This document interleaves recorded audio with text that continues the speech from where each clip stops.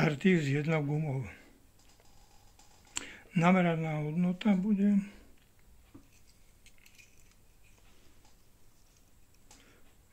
štartujeme diaľkovým ovládačom.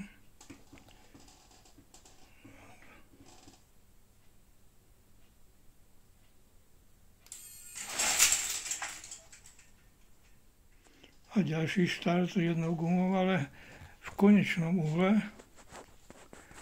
Čiže tú poslednú časť katapultu si zabereme.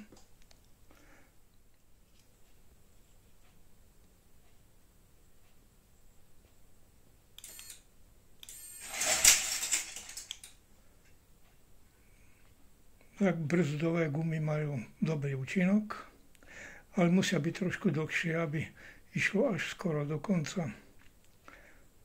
No funkčne to celkom slušne funguje, všetko tak, jak som si predstavoval.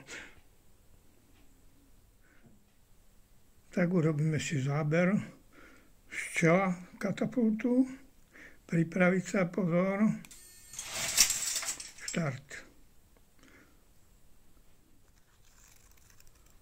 Tak. A ďalší záber z vrchu katapultu, pripraviť sa, pozor, štart. Tak, to by stačilo.